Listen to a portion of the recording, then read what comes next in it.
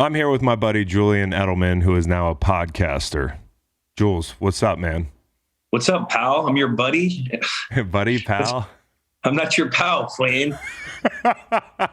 Dude, I just think it's crazy. We're just two media guys now. We were just kind of reminiscing on how washed up we are. And the fact that now we're part of the NFL media and we got to do all this studying. I honestly think it's harder than when we played. Absolutely. I mean, I've been sitting here for the last month, especially when training camp just started, just digesting content. Coward, Rome, First Take, NFL. I just want to see what all these people are talking about. And then then you got to play a little simulation. All right, this is what I would go. You know what I mean? You're just taking mental reps. But it's so much freaking, when we were playing, all you had to know, you knew numbers. All right, 45, dude's quicker than fast. He's got good ball skills. He can come downhill. He's a hugger, watch out. He fake blitzes, rock blitz. You know what I mean? Yeah.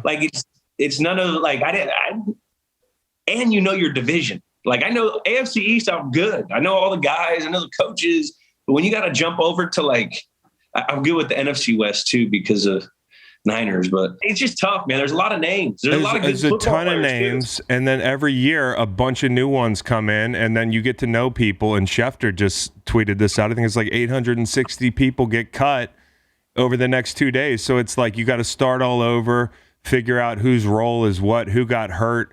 Honestly, I feel like media members know the players in the game more than the players do, as far as being aware of every single player. And I think it shows up, interestingly, top 100 showed up this week. And that's an example of a list or whatever. Pro Bowl is something that's quote unquote voted on by players. But you know how this is. You get in a room and they're all right, who do you guys think should be in the Pro Bowl? And most people are I don't know. We're voting on people on the other side, on our side of the ball. We watch opponents. We don't know. Can we just paint the picture for the listener? Yeah. They hit us up on a Thursday after meetings. It's 5:00 at night. Guys are fucking tired. It's week 11. You got a sprained ankle, your shoulders thing. You're trying to get in for treatment after work. And they just lay this fucking packet on you. They say, here, guys, we're doing top 100. No one wants to be there. People are over here just fucking copying each other. It's a joke. Yeah, you fill out the legitimately, I can never remember filling out more than 12 players because I'll be hey, I'm not going to be able to go 100 players here. And they're no, just give us 10 to 15. So these processes are really flawed. Players know, they know if you can get them to focus in on which players we're talking about, but they're unaware of all the players in the league. And that's why some of these lists, if they're purported to be player curated, player selected, chances are even the Pro Bowl is not perfectly voted upon. So it's just really tough. And being in the media has kind of taught me that lesson. It's we don't know what we don't know when we're in a locker room because what we're focused on is Sunday and our job. That's 100. I mean, I agree with that. On so many levels, I played in New England, so they kept the blinders on you. I knew our division, I knew our opponent that week, and then it was erase memory, next game, new game plan, new tendencies, new defense to learn. So when you go into this routine of how you prepare, that's the last thing especially if you're on a team vying for a first round bye, the last thing you want to do is sit here and talk about, players that you're not even playing or you haven't even seen play. I mean, we didn't, you play the AFC West or NFC West once every 4 years. You don't know those players. If you hear names and a lot of those lists, it's recency bias. There's a lot of guys that are some high ranked dudes that they didn't even play most of the season. And people don't want to, and players it's never going to be challenged because players don't want to player hate.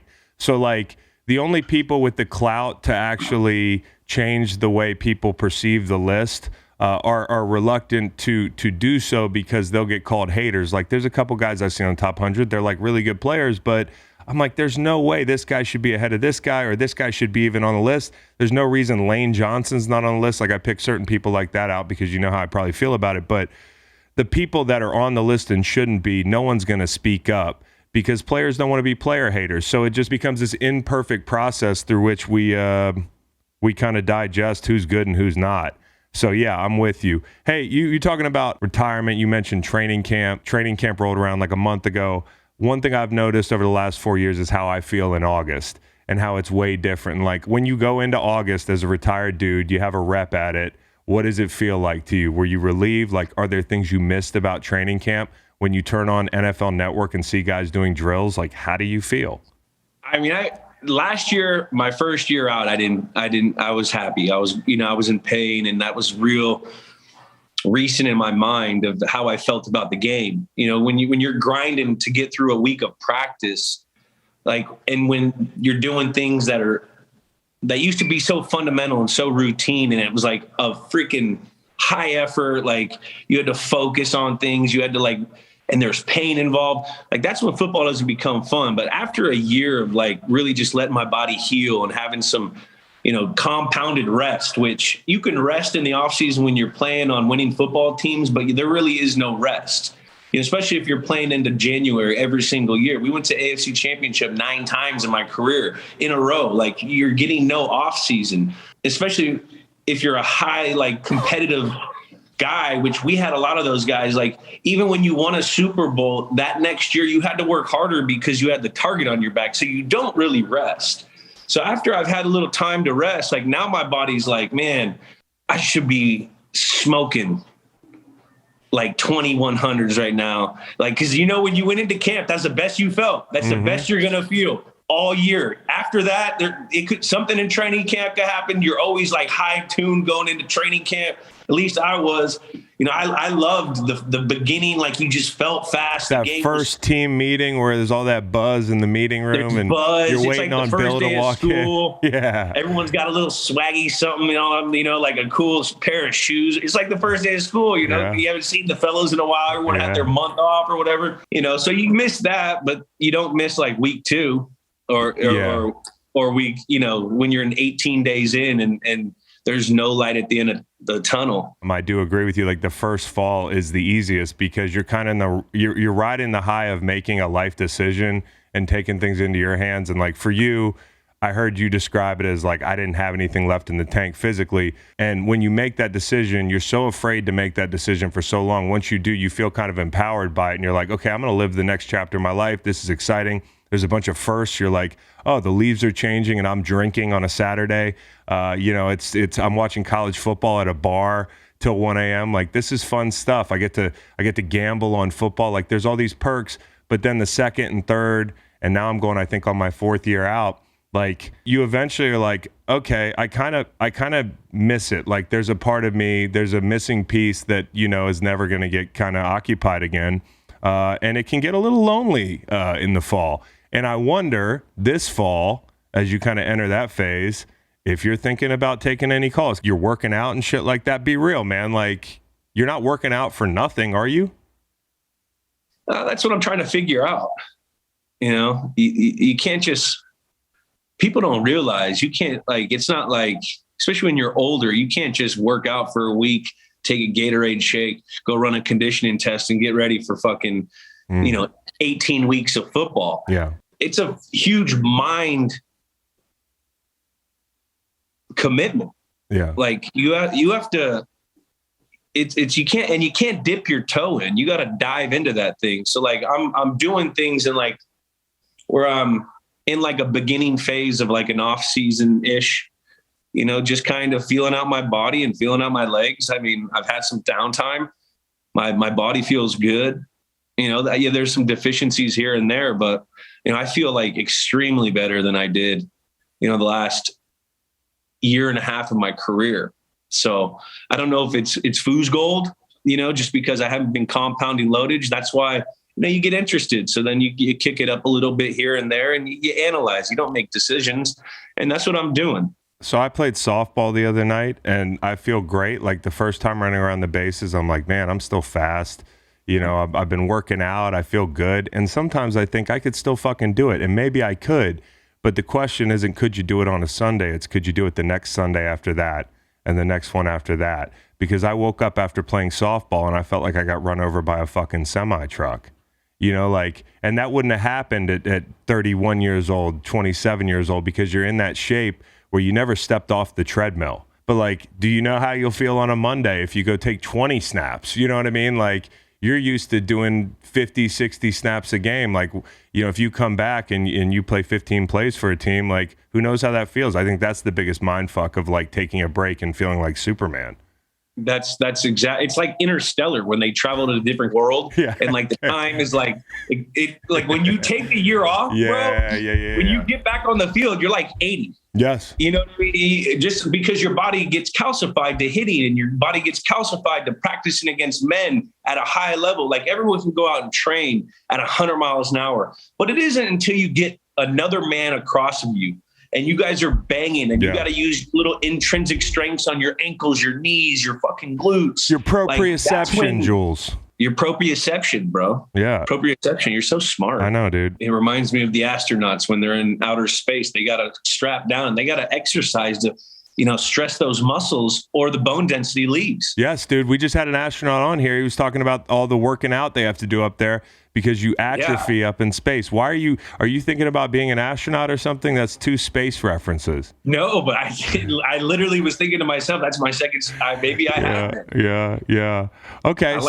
So retirement, like let's say you don't go back and play. Let's say you stay retired. Boredom, like, sets in. A lot of guys go coach. Could you ever see Julian Edelman packing a dip all day in a meeting room, with team issued gear on, doing cut-ups of 23-year-old Kent State guys? Absolutely not. Okay.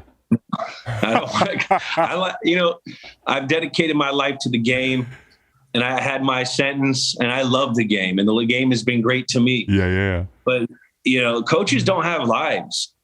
Like, no, they don't. Like they really do not. Like, that's like, it's a tough life. Those guys put in a lot of hours. Like, I respect coaches to the fact that, like, these guys are putting in 17, 18 hours a day, not sleeping. They're stressed out of their mind. Like, and their work is reliant on how another person does. Bill used to trip me out because Bill would drive like an hour to where he lived. Like, he lived like in the Cape somewhere, Hingham or something. Hingham, like Mass. way far away. And you lived like what in Boston or Providence? Which one? Like, all the ballers lived in Boston or Providence, and like all the dudes that knew they were there for like a year or two. Like, we lived in like Foxborough behind the stadium, which was actually not that bad. But I lived in Foxborough for 6 years, bro. Yeah, when you were young Julian and you knew like things could change any time. But like Bill lived in Hingham, and I used to think like, God damn, dude, this guy's driving an hour to work and home every day, and he's spending 17 hours at the facility. Like, you trade your entire life to coach football. They love it. Those guys, like, coaches really do love football. I mean, they're doing it for other guys to go out and perform, and that's something you got to tip your hat to a lot of the, like, and it's not just in New England, it's everywhere. A lot of these coaches, they work their tails off. They're moving their families, every 2 years. It's a tough way to make a living. And like, I'm over that. I've already sacrificed time with my family, relationships in my life. Like, I'm enjoying being a dad. I took my daughter to school today. We had a barbecue last week.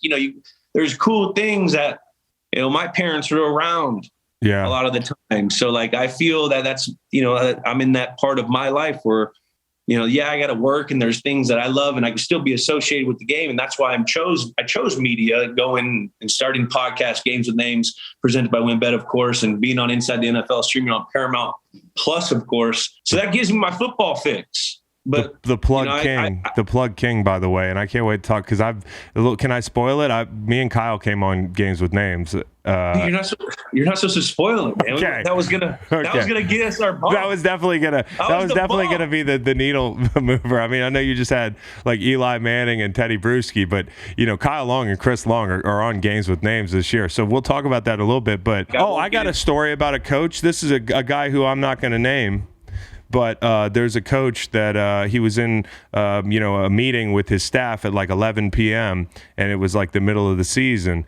And his staff was like, Coach, we've been here since, 6 a.m. Don't you think we should go home and get some rest? And his response was, if I go home now, my wife will try to have sex with me. So like that kind of that kind of sums it up. Like, this is where this is where coaches' heads are at. Like, sex would be a negative.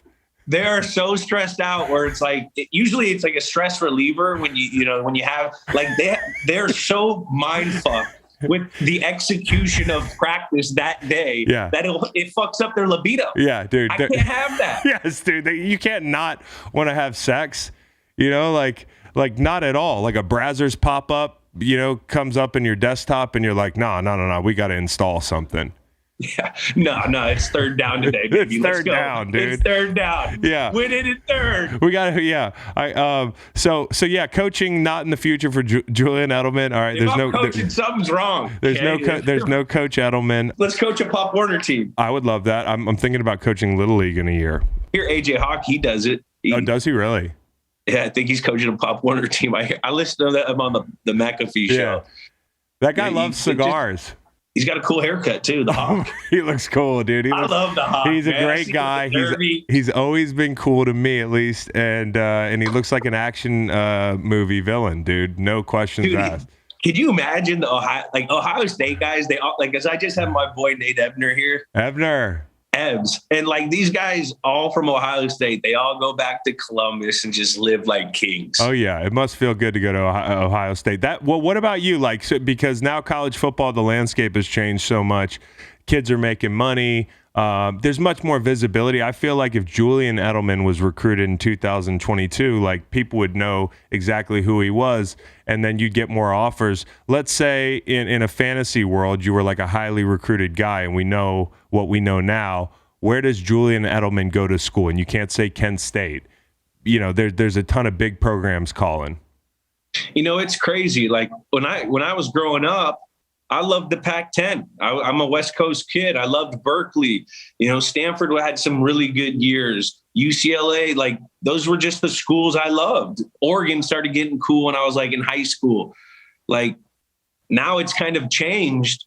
And if you want to play at the next level, the best shot is going to Alabama, especially receiver Nick Saban. He's a former Kent State Golden Flash. Is he a Kent State guy? I would go to Alabama. I would want to play with the best. Is Nick a Kent State guy? Went to Kent State. He's like our biggest donor. No shit. We love Coach Saban. Wow, dude. I could see you at Alabama, Jules with a Southern accent. Southern Jules. SEC Jules. That would have been fun.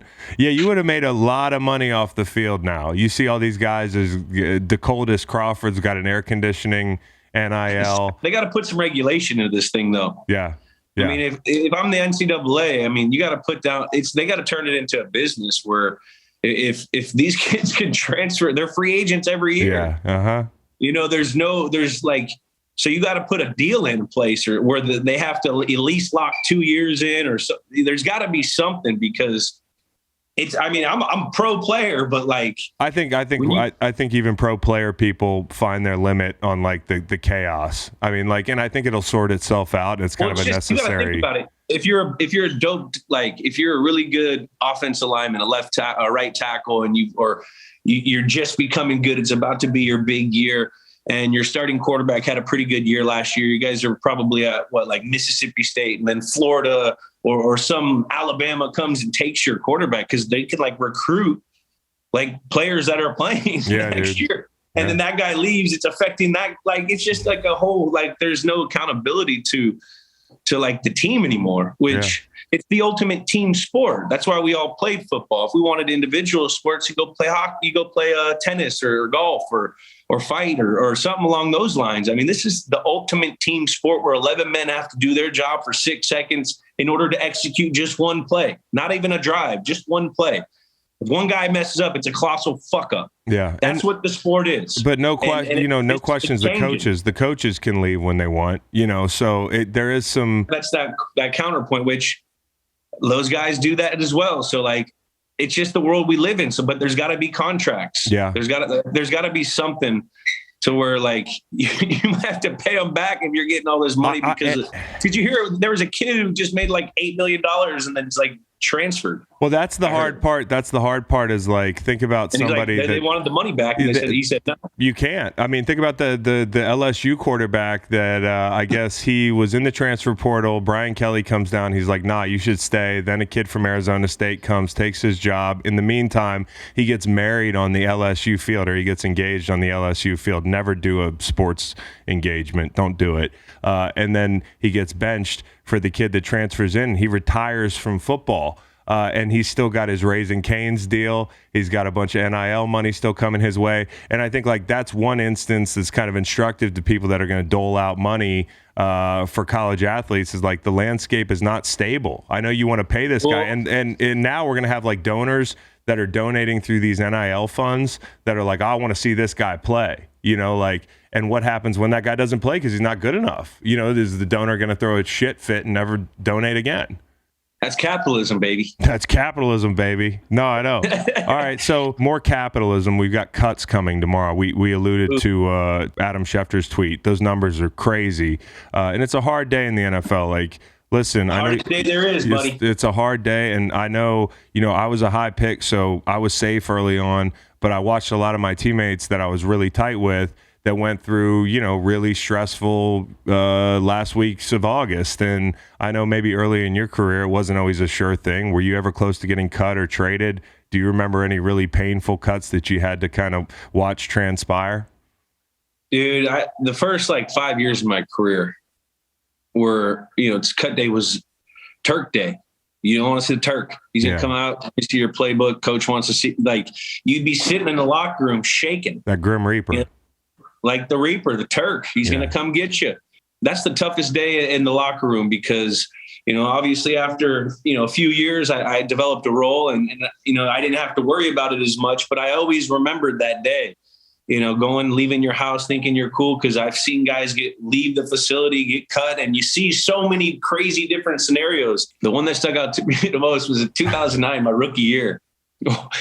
So it was the year where, remember Hoy Dog? Yeah. Brian Hoyer, he had the TV cameras on him and he was supposed to get drafted in the third round, became a free agent. He was all he was semi-humiliated about it. And I saw him at the Ohio airport and I was like, I don't know. I was kind of an ass. So I was like, oh, you're the guy that had the cameras and didn't get drafted. No. So he was really down in the dumps, but to show you the character of Hoy Dog, the year before, the Patriots drafted in the second round Kevin O'Connell. And Kevin O'Connell, the head coach of the Vikings. And Hoy Dog went in there and beat him out. And I remember when Kevin O'Connell got beat out by Hoyer, who was undrafted, and he was in the second year as a second-round draft pick, I knew that, it was just terrifying. And oh, my God, I can't believe that. They really are. That's the NFL. Mm-hmm. It doesn't matter where you are. You're gone. That's something that stuck out to me, but it's a hard day, man. A lot of guys lose their dream. A lot of guys, that'll be the last day they ever play. A lot of guys, they got to go into the circle of being on a practice squad, going down that journey, getting picked up by other teams, moving their life and becoming these little mercenary type workers. Mm-hmm.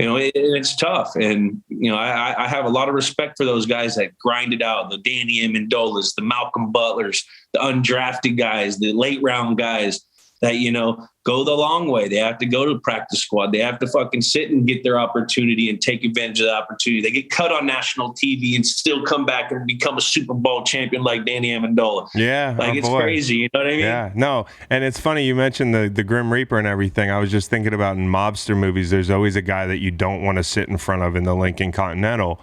And there's that same guy in every facility. I mean, he's the guy walking around.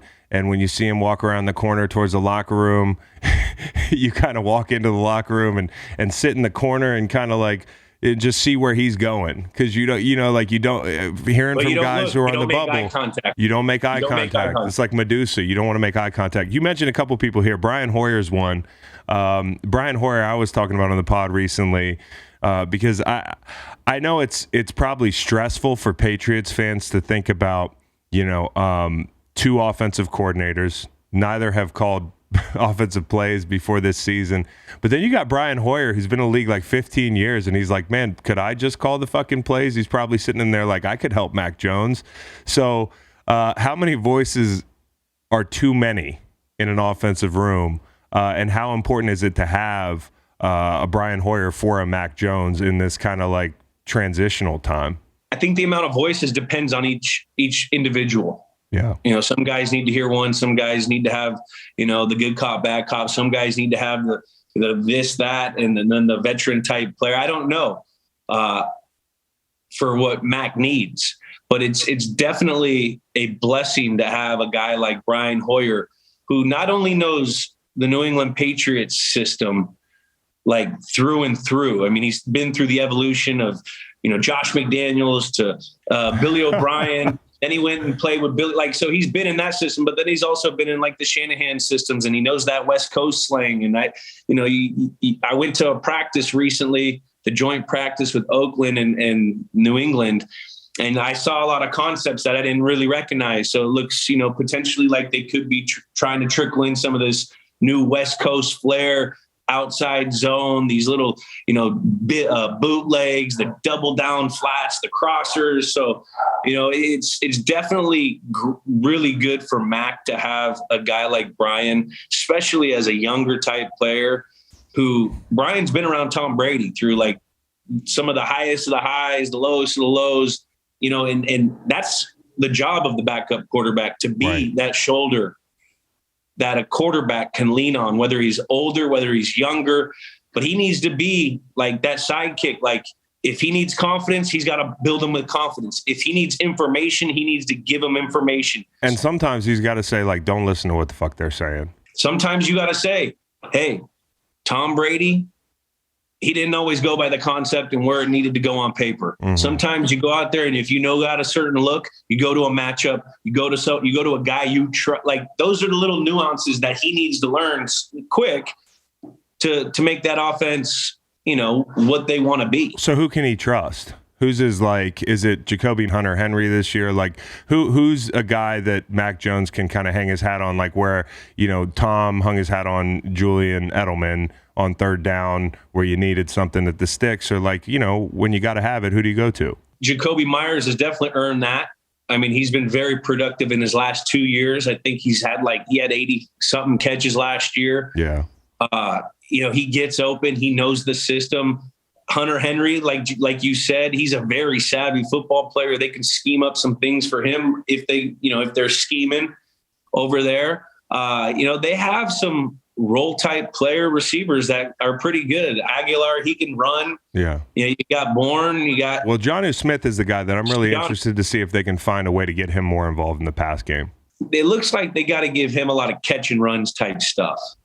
He's a big, strong, fast body. He's good in the run game. Screens. But screens, just drags, just give him diagonals in the flat with open field running. Let him go one-on-one with someone. That's a big, so we'll see if they do that. And that's usually what the Patriots are good at. They're good at, going into a lot of the strengths of their players, right? Like calling plays, what the strength of, if this is a quick guy, if this is a long guy, if this is a guy down, backs out of the backfield. I think they're going to be running the ball heavy. Bill's a zig type guy. If they're zagging, he's going to try to zig or whatever the saying is. Yeah. A lot of the league right now is built up with these edge rushers that are getting up the field, these sideline to sideline linebackers. What are they built for right now? They got these running backs. They got a stable running backs. Hopefully their offensive line can get going and they can run the football and set up the play action, because that makes the game a lot easier for a younger quarterback, a guy trying to find his rhythm. Why do you think they let J.C. Jackson walk? He's expensive, wasn't he? He was expensive, but one thing the Pats have always had, one thing y'all always had, was somebody who could take somebody away. It's tough to keep players when they ball out, and they do great. Yeah. That's just how it is. I don't know what the cap numbers are. I know. That's why I left in 2016. I was just balling. It's just too much balling. And what people don't realize, Patriots are still paying for the last 20 years. Yeah, right. Exactly. That's what people don't realize. They're still, they're still paying some of Tom's shit. Probably they're still paying like when it comes to the cap to the team. Yeah. And we were just talking about this in Jacksonville. I asked you, I was like, does it ever get hard? Because you were giving me shit about being paid high. and like how defensive ends we get broke off and that sort of thing. Well, it's a very important position. Well, Jules. if you're white, you have to have tattoo, according to Nikovic. You do, according to Nico. Nico didn't get paid because of lack of tattoos. Let him tell it. No, Nico didn't get paid because he never left the nest. Nico was very comfortable, and Nico was afraid to go somewhere else to swim in the deep end. You know, he just wanted to be a Patriot Way guy, and that's what happens. But the question is, like, do you sometimes do you look around the league and you're like, fuck, this guy's getting just broke off now. Like, we thought we had money. Now these contracts are crazy. And Christian Kirk is the one this offseason that he reset the receiver market. And I'm not mad at him. I'm happy for him. But, you know, we got talking about Jacksonville in the fact that, like, that's what you do when you're not a coveted free agency landing spot. You have to pay these guys. What are you incentivizing them with? And you come from a place where it was much the opposite, which is kind of interesting. Like, for a long time, you know, people took the haircut, and now people aren't going to take the haircut as much to come up to New England. So it's a whole different ball game. It's a very different ball game. And we were saying that when we're older. The older guys back in the day were saying that when we were getting money. And that's just when the league is growing at such a rapid rate with the ratings and the amount of money that TV contracts are worth. The money's got to go somewhere, and I'm happy it's going to the players. You know, they deserve that, and that's part of what we did for the game, you know, and that's how it goes. Yep. Every time someone gets paid, you're like, man, that's a whole lot of money. It's not jealousy, but it's not jealousy, but it's not like jealousy. It's more envy. It's like more, envy and jealousy are different. Jealousy seems uglier. Envy seems kind of like, you know, it's like a peaceful jealousy. It's like, you know, like, I envy that guy. You know, cool. It'd be nice to be him, you know, it'd be nice to be him. The way I envy like being Tom Brady or something, you know, it's like, that would be nice. Hunter Renfrow making 14 mil. I mean, so, okay, perfect. Hunter Renfrow. We know all these numbers. You're like, geez. So Hunter Renfrow, why'd you pick Hunter Renfrow? Because I think he's pretty fucking good. I think he's really worth it. And did you see the Pivot podcast where him and Ryan Clark were talking? And it was Derwin James and Ryan Clark was asking him who are some of the longest days at receiver that he has to deal with, and he named a couple, you know, superstars, and then he named Hunter Renfrow, who, in my opinion, is kind of like bordering on being a household name. But there's one thing about him that Ryan pointed out, that he looks like an accountant, and Derwin James was like, yeah, do you watch film like this guy? Do you remember ever feeling the kind of like, you know, that backhanded compliment kind of cycle that you get being a white wide receiver? Do you remember kind of feeling that way ever? Yeah. Yeah, I mean, as a white receiver, you feel that all the time. That's your chip. But like a lot of the times guys would underplay your athleticism, and then it would creep up on them, and then they're screwed. Yeah, that's the truth. You know what I mean? Like, I used to play with it. You play it. Yeah. So I didn't mind. I thought it was it fueled you. He's pretty interesting because when I watch like slot receivers, they all seem, now here I am being, you know, generalizing, but shorter stride guys. Like, you were a shorter stride guy with like really precise footwork and like you hard cuts. But his cuts are like his body type. He's a bit longer. He's like kind of a dancer. He really will step outside his body and make cuts, and like it's pretty cool watching him. Like, do you have somebody he reminds you of, like maybe a cross-racial comp? You know, so we don't fall. He's like a longer Danny. Okay, well he's like a longer. I was like, give me a cross-racial comp for Hunter Renfrow, and he said, "Yeah, I can do that. I'll give you a longer Danny." He's Italian. He's Italian. Yeah. You know. Yeah. It's all I know is the guy is smooth. He's got like I watched him recently. Yeah, when I was at the practice. He's smooth. He's got like a savviness about him, and he sets up his routes, and he's never out of his frame. He almost lulls you to sleep with stuff. Yeah. What's in a White Russian? What are the two ingredients in a White Russian? Is it milk and vodka? It's just milk. So I guess I got to call him whole milk because he's smooth and he's white. Whole milk. That's what we're going to call him on this podcast from now on. Whole milk? Whole milk. Well, if we think it's something better. Or like, I mean, I'm in California. We call him oat milk. It's just oat milk. Yes, dude. He's a West Coast guy now. He's oat milk. Oat milk. He's oat milk. Oat milk Renfrow. Smooth. Yeah, he's smooth, dude. And Oat milk Renfro.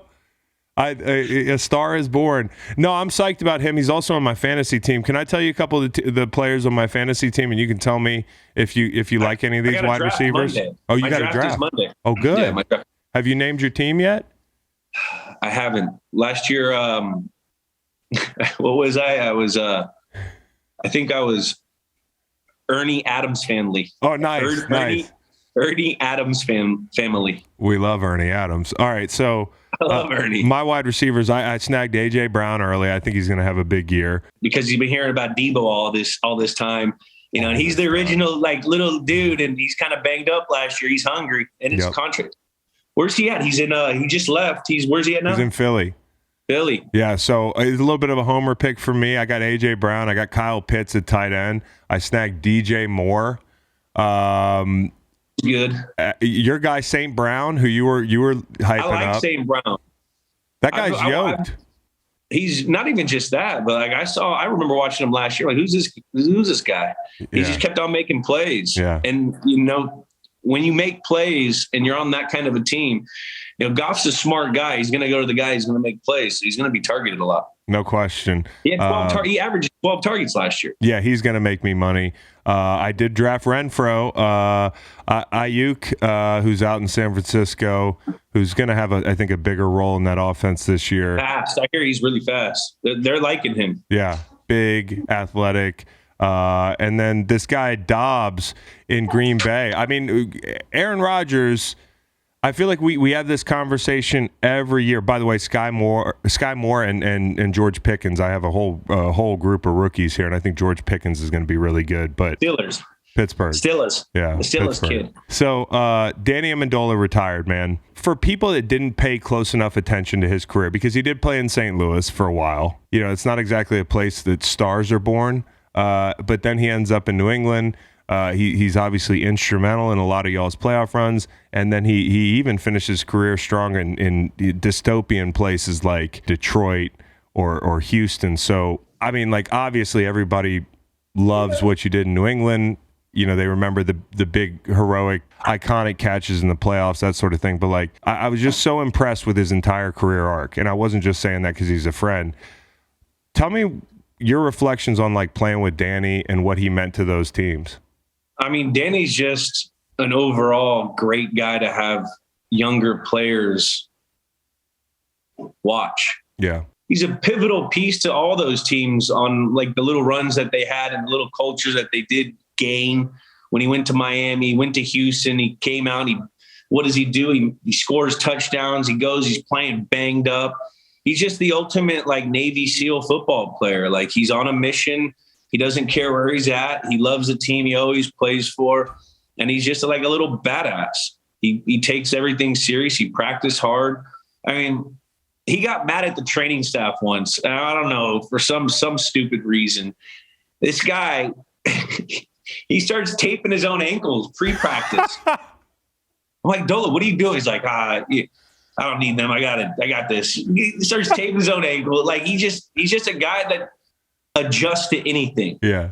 You know, when you're in battle and you're in, like, a tight situation, you want guys like Danny Amendola, you know, with you. No question. Because you know he's going down until he dies or until he gets carried off the field.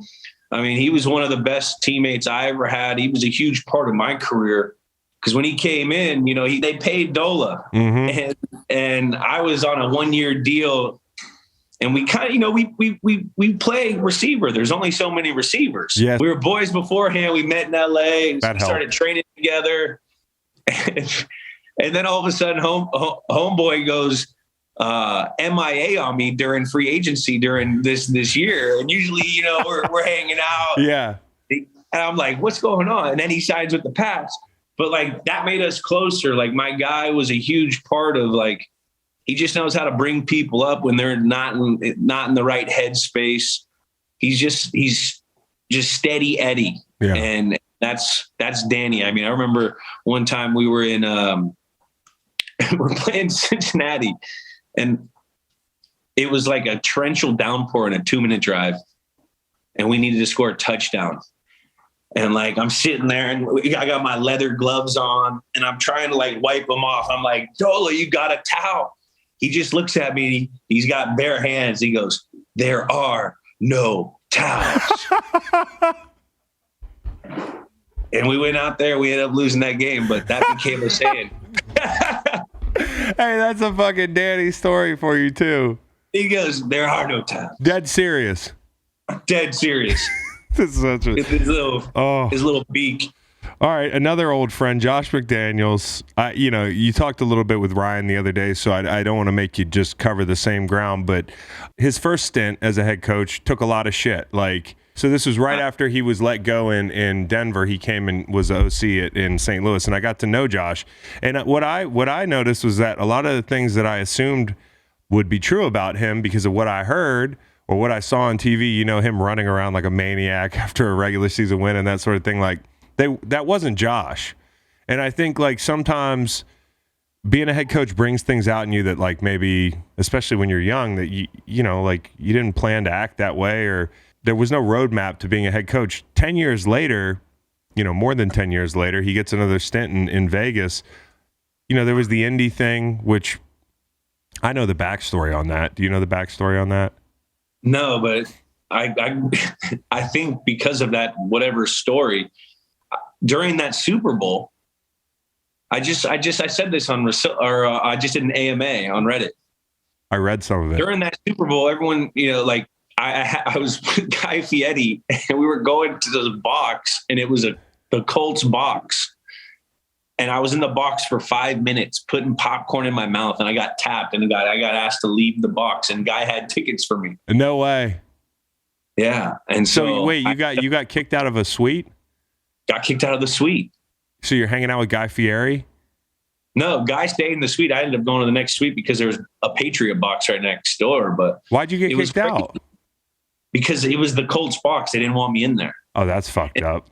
And that was when Josh was going to go and he ended up not going. Oh, so I don't know if there was something where they pissed about that and little Edelman, let's get him out of here. Nah, fuck that. No, I think what happened is that Josh showed up in Indy and there was an off-putting kind of exchange between him and somebody high up. And I think he took a lot of the hit for that. But I think it was one of those things where you show up and you're like, okay, this is what I'm walking into. No, thank you. Some things are non-negotiable and this isn't quite right. From what I understand. So I do think that he kind of silently fell on that sword. Some people said he'd never get another opportunity after Indy. I think that speaks to not only the fact that people know what happened behind the scenes, but also that he's a pretty damn good coach. What do you think he learned over those 10 years? You know how guys try to mimic Bill? Do you think he's going to try to be exactly like Bill in Vegas, or you think he's going to put his own spin on it? I think he's definitely going to put his own spin on it. I think he probably tried to do that in Denver when he got that opportunity. Regardless of what the Indianapolis situation was or wasn't, I think he's stepping into a great situation in Las Vegas with the tools that he has. And also I think a huge addition to go over with him is Dave Ziegler. Having Dave Ziegler there, those guys, they went to college together. They're close and they can, and Dave can kind of sit back and they can bounce things off each other. How is the team and you know what I mean? Yeah. I think it's going to be a good relationship for him. Josh will be the first one to tell you that he learned probably a bunch of things during his stint in Denver because what was he, 30? He was 34. Dude, I'm trying to imagine being a head coach at 37 and I'm just not. I think he was really young. Yeah. He was, so emotional, not emotional. He probably learned those lessons of what he has to do. He's got a template now of how he probably wants to run the organization because of those 10 years where he's like, man, well, if I would have had this on these days and we could have done, there's all these little intricate, scheduling details, picking what the athletes eat. The head coach deals with everything. That's what people don't realize. Travel. It's not just travel, having the right people around him, having the people that knows what he likes around him, handling football operations. I think that's the key to having a real good chance of succeeding in the National Football League. And he's got that past experience of how shit didn't work. Yeah. How shit hit the fan, how you're supposed to act, how you're not supposed to act, how you're supposed to address the media. he's probably took a lot of time because this is his ultimate goal. He wanted to be a head coach. So he took a lot of time. Like, man, he's a guy that learns. He's a learning guy. I'll give that to Josh, man. Josh he learns his people. He tries his ass off. He loves football. He's a fucking smart guy. Yeah. And I think he's going to have an opportunity to succeed over there. I do too. I really do. I mean, you think about a team that was in the playoffs last year, and obviously Bisaccia and those guys, there were some really good coaches on staff. It wasn't easy to say goodbye to them because it's kind of like one of those, if it's not broke, don't fix it. And it really wasn't broken. It was broken midway through the year, but they look to be moving in the right direction. But he raises their ceiling, Josh does. So I'm excited for them. I'm excited for him because, I don't think most people, and the reason I'm asking you because you know him very well. And I just think a lot of people think of the Indy thing, they think of the Denver thing, and they get the wrong idea about the guy. I never had an issue with the guy. I thought getting along with players is not really like something I think he's going to struggle with. I do think it's all those things that you learn over a decade and say, because a lot of young coaches, they get tapped to coach, and what are you going to do? Turn it down? No, you're going to take your first opportunity, and so many of these first opportunities are fucked up opportunities, and B, you're not prepared because like you're in the shit. You're being a coordinator, a position coach. Like you don't have time to assemble your staff. Some of these first opportunities are these coaches actually getting their first time getting a paycheck. Yeah. And they've been grinding their dicks off. Yeah. Making chump change. You know, like coaches don't make money in New England. We all know that. And you get offered a couple $1,000,000, you got to take care of the wife, the family. They've been over here with you the whole time. And you got to make the quality of life. So I think he's learned a lot from that as well. And I think the pieces that he has around him, I mean, you already look at the preseason stats. I mean, they were saying something. I was watching the Raiders game. They barely had any penalties. Right. That's instant coaching. Yeah. That's instant coaching and the Raiders lead penalties all the time. If you could take something like that out, you're gonna win a game or two.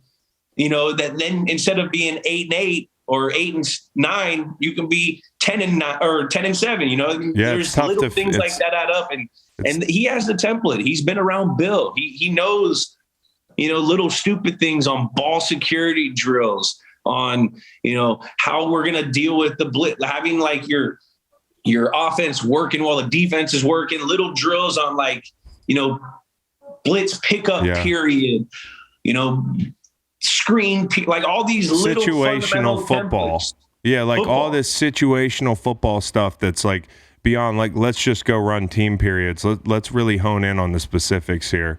And I think they're going to be a well-coached team. I want to ask you about Josh, because for a while I thought, like, how long is Bill going to coach, right? Like, some people speculate they didn't bring in an offensive coordinator because they don't want to bring in an outsider, right? Like, they were like, fuck it, we'll make it work with who we have. You know how they keep everything so tight there. I'm sitting there thinking for long periods of time, who's the guy that's going to succeed Bill one day? How long do you think Bill wants to coach? And do you think, like, the day he says, fuck it, I'm done, whether that's 10 years from now, like, is it going to be somebody in the building, or is Robert going to be like, is RKK going to be like, I need the hottest name in coaching? Depends on the time of the period of that decision. Yeah. How's the team doing? What's the team, who's the star players? There's so many variables. You can't even just predict that. I mean, you can have a plan, but I don't know the plan by the Kraft family of what they would do, when Bill wants to hang them up. And I don't even know when Bill wants to hang them up. Yeah, that's the big question. Like, when? He's like 3 or 4 years away from like all-time win record, I think. And that motherfucker's competitive. Yeah. He's never said anything about it to me or anything like that. But that dude likes to compete, and he's not doing this for no fucking reason. He loves winning. That's 2 Tom Brady seasons and 5 Mac Jones seasons. Actually, that's not that bad. I'm just saying, it's somewhere in there. I'm joking. I know the math doesn't check out. I just saw this video from you. It was a deleted scene, I guess, from your documentary, 100% Edelman. There was a scene in there where you were talking about getting in the hot tub with Bill. And we do this thing on this pod called Code Break. This definitely sounds like a code break to me. There is a code among men that you don't get in a hot tub naked, and Bill broke that code. Full break of the code.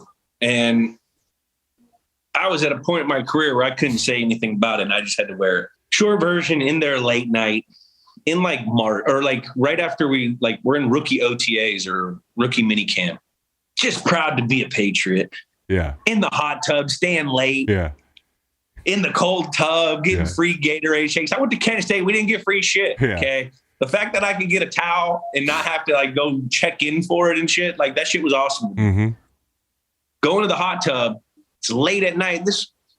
And Bill, like we lock eyes and it was an old facility. So you walk through the door and like I had to go in the hot tub after we locked eyes or he would have just fucking alphaed the shit out of me. Yes. Which he already was doing with his eyes. So I get in there and the bubbles are on. So you can't see, you can't see that there's no shorts, but you're assuming sitting there. You know, I'm trying to like go on my phone a little bit and like, it was just real awkward for like 3 minutes. And I think for him to kill the awkwardness, he was like, I'm going to get out, gets out, bare knuckle, Barry. It took me everything in my heart not to like say something, or I just kind of like, I turned my head slightly. So I wouldn't, just all of a sudden, whoa, coach, what's up, dude? Uh-huh. After that, I put my shit on. I was trying to get the fuck out of there quick because I was traumatized. You know, there really is there's a bro code in hot tub. Like this isn't fucking. We're not in like Croatia at a Scandinavian spa. It's not Eastern promises. There's no Eastern promises. Like you got the great NFL shorts. There's a big ass bucket. Yeah. Everyone knows where they are. Go pick up your shorts, put your shit on, and get in there. Mm-hmm. And so I'm leaving, and we hit the hallway. You know that long ass hallway. Yeah. We hit at the same time. Yep. And we walked out together. That's when you got to stall so you can walk. Just like act like you forgot something. Yeah, but I was on my phone. I was probably like texting Slate, like, I can't believe I just saw Belichick naked in the fucking hot balls. I was like, oh my God. And then we walked out, and that was the time I go, like, hey, coach, pretty cool that you're here. And he goes, it beats being a plumber. I'll see you tomorrow. So he bare knuckle buried me, and then he alphaed me. Bro, but. And then after I've told that story, Bill goes out and he goes, I just want to let you know there's nothing wrong with being a plumber. Like, yeah, you don't want to alienate a whole trade union. Fucking, yeah. I mean, like, there's a lot of plumbers in New England. Like, he's kind of called a plumber, and there's going to be brown water coming out of his toilet. There's that with Bill, and then there's also, he used to just walk in, like we'd get sweet tea on Fridays, and they'd have like something catered in with like, I forget what it was. It was like a junk food meal. It was like the only one. Shout out to Ted, because Ted always had fire food. But they had a nice like fried chicken meal or something, and there would be like these big jugs of sweet tea, and my man would always come in there and just grab his own jug of sweet tea. Like he would just have his own personal jug of sweet tea. And I was just thinking to myself, like, it's his fucking house, man. Like this is his house. It is his house, because I've seen him go into the snack drawers. You got like all the snacks, like you got like the raisins and the trail mix, and there's like the scoopers. I've seen my guy pick up the freaking thing and put his hand in there. Haven't ate from it since. Break. Haven't ate from it since. But hey, it's his house. There's his raisins now. They were definitely just alpha mood. Throwing That's them back, so good, dude. That's so good. I had to go to dinner with Bill. I didn't have to. I was excited. Well, I was more terrified. Al Groh was my college coach, and they're like from the same tree. And so when I got up there, like the first week, Groh was like, hey, you want to go to dinner with me and Bill? I'm like, I'm not going to say no. So I went to Hingham and ate dinner with Bill and Al Groh. Like I'd known Bill for like 5 days. I was so nervous, dude. He's cool in the regular environment. He's super cool, but it's like, okay, this guy might cut me at some point, like in the near future here. I mean, that's what you got to respect, though, that he's not going to hold a grudge or anything. He's going to do what's best, what he feels for the team. And, a lot of clarity and a lot of that honesty like that is it. I'd rather have that than a guy that's two-faced, that's over here feeding you, pipe dreams. And then all of a sudden you get your head cut off and you get irked. Yep. Like there's something about that. That's like man-to-man business shit. But that's what you're going to miss about retirement, to kind of put, close the loop on the retirement. That's what you're going to miss, not being around people that shoot you straight. it's a hard thing. Like, you're used to being in a locker room of 53 guys and coaches, if you're lucky, that all communication is very direct and like very, and it's hard to transition into retirement where you don't have that team anymore and you don't have that kind of like hard edge communication. And Bill was great at it. Yeah. Even my experience there, leaving there, it was super chill. It was like, hey man, I gotta go. I was like, I gotta look for a better opportunity. Like, I loved it here. And he was fucking awesome about it. He didn't really need me or anything, but he was just cool about it. And then a year later, like, text him, he texts back, vice versa. So I never expected to think, like, of all my head coaches, if I had to expect a text back from any of them within a day, it'd probably be Bill. And I just never would have guessed that. I only played there a year, but to your point, like, he can separate football from personal, and he really is a good guy. I like Bill. Okay, Jules, 2 things that I love about retirement. We'll close the show with this: gambling and podcasting. First thing I want to ask you, because we're both WinBet kids. You last year supposedly placed a couple big bets. That was legit? Legit. Okay, what were they? 50 grand on the Bucks to make the Super Bowl and 50 grand for the Pats to make the Super Bowl. That had to hurt. Well, that was over kind of quick. The Patriots didn't get a first down in the divisional round against the Bills. Yeah, at least 50 down. But then I had a little. I still was I had a little skin in the game with Brady. Yeah, I thought he was going to get there. Yeah, damn Matt Stafford. Fucking Cooper Kupp gets that blitz zero down the middle of the field. Like, what are we doing? Dr. Doom over here. I haven't told anybody this, but I lost $25,000 on Tom Brady against the Saints in a regular season game. I was chasing, and I was down $25,000, and I put the balance on the Bucks, and it was like a money line deal. And you know how they're always like, "Don't bet against Tom Brady." I was like, "Yep, I won't." And then the Saints, they took all my money. Saints come marching in against them Bucks. They do, dude. I mean, it's. Sometimes you're sitting there like, I don't know how they get these wins. Was there a team like that when you guys played that like gave Tom fits? The Ravens. Yeah, the Ravens. Yeah. The Ravens used to play us because they had Haloti Nada. You get that pressure up the middle. Yeah.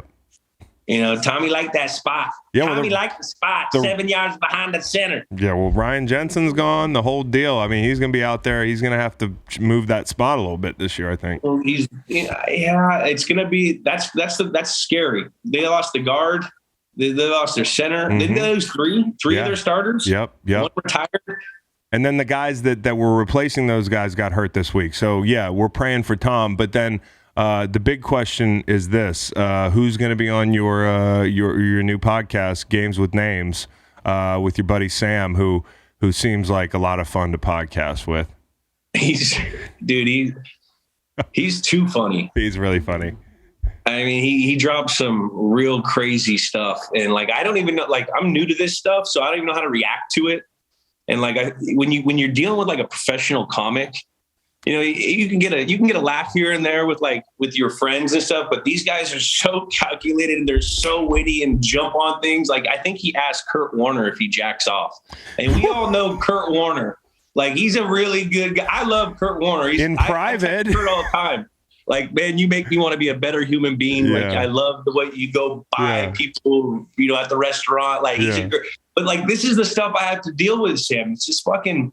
He's a New Yorker. He loves the Giants, the Knicks, the Rangers. There's built-in conflict. It's fun to banter around with. We've got to hang out a bunch. I've gone to a bunch of his shows. We've watched football games together, basketball. Like, we've been really trying to hang out and like get to know each other. He's actually just a cool ass dude. He seems cool, man. He seems cool. He's really fun to get his perspective. Like, you got an athlete, and then you get comic or the fan, and we sit and we talk with athletes or celebrities that were associated with these crazy games that we all remember, we all love. And it's been, fun to do it.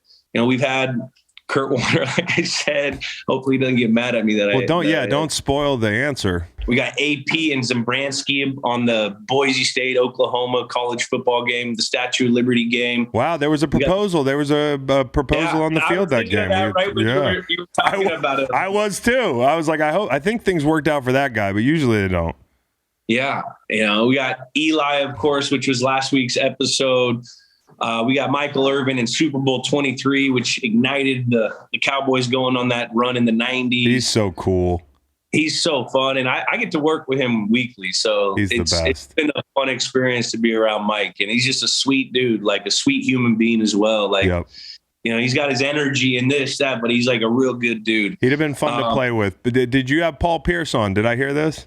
Yeah, we have Paul Pierce to talk about the wheelchair game. Okay. Did he shit his pants? Did he not? We will get that answer in Games with Names. Listen, Games with Names, you get to find out a lot of stuff. Does Kurt Warner jack off? No. God, imagine going through life and saying no to that anser. I mean, I hope that's not a headline. I hope I'll get a text from Mr. Warner, like, hey, dude, because geez, man, Kurt Warner's such a good dude. You don't want to, he's like touched by God. He's like touched by an angel. Yeah. And sometimes he touches himself. We had Ricky Williams. Yeah. Ricky Williams on. Ricky's he was awesome. Great. Yeah. Yeah. To talk about when he was at Texas and he beat all of Tony Dorsett, like that was a crazy decision he made to even go back to that senior year when he was going to be the first pick overall after his junior year. Did he tell you about the first time he smoked? And what happened and everything? It's just crazy, dude. Like, wait till you hear that episode. Yeah, you got it. Ricky Williams is a legend. So yeah, Jules, another legend, has a great podcast that's out. Like I said, I don't want to spoil the biggest guests of the year, but Kyle Long and Chris Long were on it, and it'll be out when? Like, and where can we catch it? It's out every Tuesday. Julian Edelman, everybody. Tuesday. Go check out his new show, Games with Names, with Sam. How do I say his last name? Morrell. Like the mushrooms. Yeah. I've heard a couple different ways. I asked him, I was like, some guy called you Sam Morrill. Yeah. What is it? He's like, he doesn't care. Sounds like a comedian. All right, man. Thank you for your time, bro. Thank you for having me on your podcast, Mr. Listen to the full podcast on Spotify, Apple Podcasts, and other podcast streaming platforms. Wherever you want to get the podcast, you can get the podcast. Pretty simple. New episodes every Monday, Wednesday, and Friday. Don't forget to like and subscribe for more content. Podcasts get pretty wild. This is real tame.